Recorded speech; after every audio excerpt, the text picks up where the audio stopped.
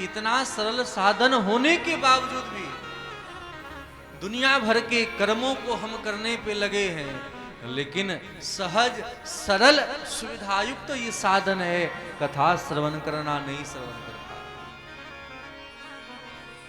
तो कल के महात्म्य हम सबने भागवत की महिमा को जाना, कैसे करना चाहिए, कैसा वक्ता हो और कैसा श्रोता हो, इन सब के बारे में समझा। भागवत 18वां पुराण है।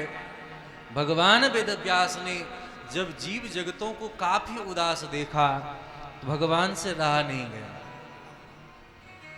भगवान अपने भक्तों के कल्याण के ताए खुद ही अवतार ले, और अवतार लेकर के उन्होंने एक वेद का 4 वेद बना दिया, विस्तार किया। व्यास का मतलब ही होता है विस्तार करने वाला। व्यास का मतलब होता है जो विस्तार करे, छोटे छोटे शब्दों को जो विस्तार करके हमारे आपके मध्य में रख दे, उसे कहते हैं व्यास। बहुत बातों में जो हो और उन्हें छोटे शब्दों में समझा दे, उसे कहते हैं समास। तो व्यास और समास दो विधि से वेदव्यास जी ने इन संसार में रहने वाले जीवों के कल्याण के ताई अनेक उपाय किए। तो भागवत के मूल सिद्धांत में ही उन्होंने किसी देवी देवता का नाम नहीं दिया। ध्यान दें,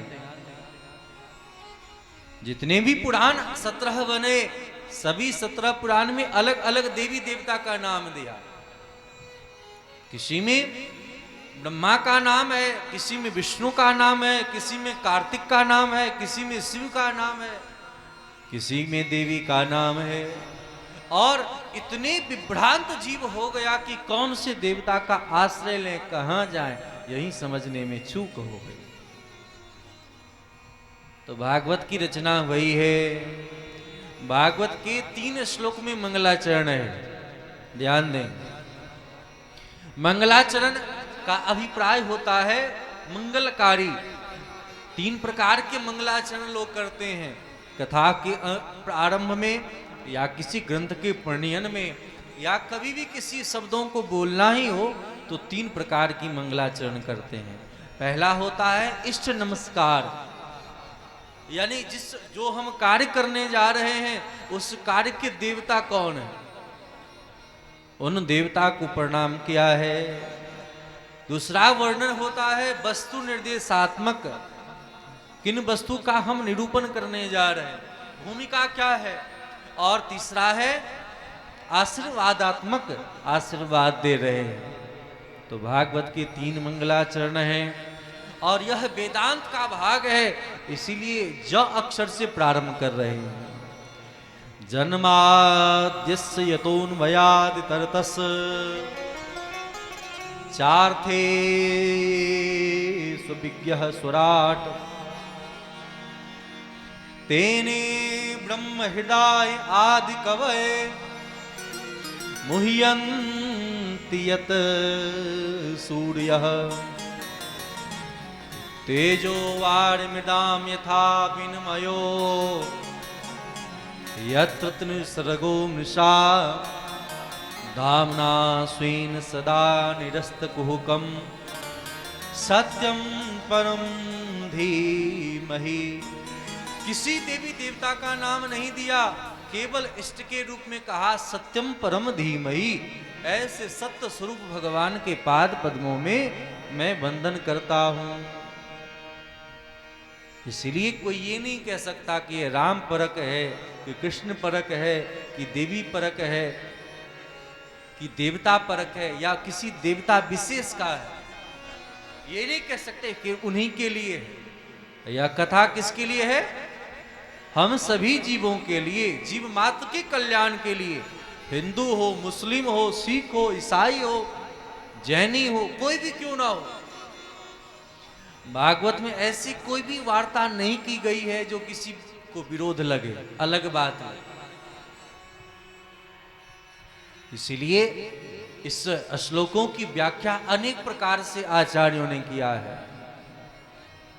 श्रीधर स्वामी जी बंशीधर स्वामी जी, जीव गोस्वामी जी, विश्वनाथ चक्रवर्ती पाद आदि अनेक आचार्यों ने व्याख्या किया है कि किन भगवान को प्रणाम करें। तो व्यापक अर्थ देखें। अस्य विश्वस्य तो यस्मात् जन्म स्थिति भंजः। जिन भगवान की इच्छा शक्ति से ही संसार का सृजन होता है, पालन होता है, संहार होता है, उनकी इच्छा के विपरीत कुछ भी नहीं होता है। अथवा जो भगवान कभी जन्म नहीं लेते हैं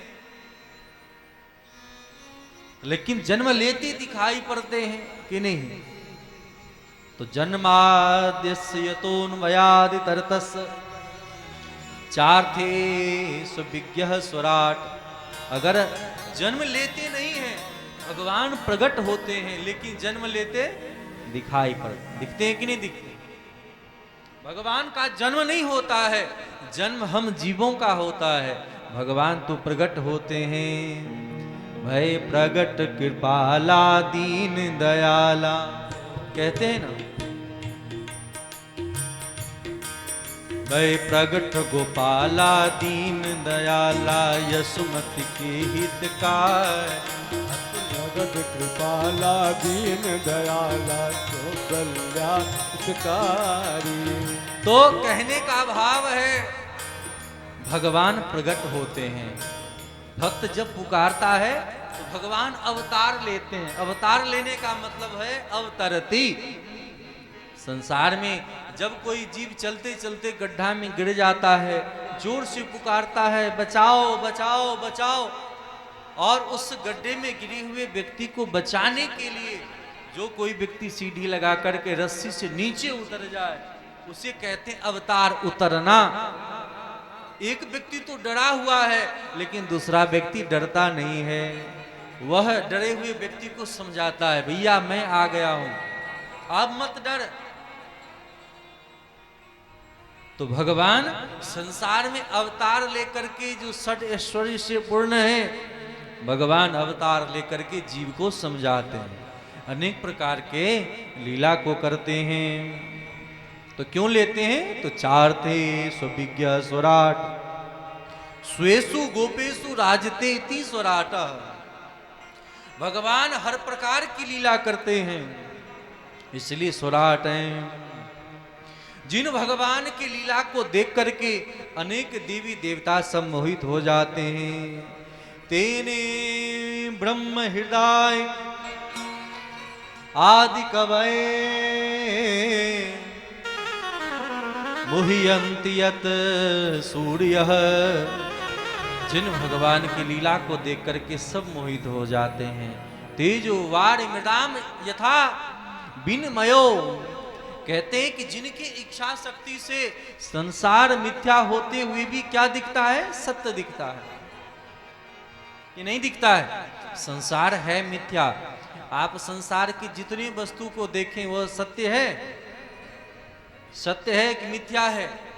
वह सब असत्य है लेकिन सत्य प्रतीत होता है। बोले कैसे?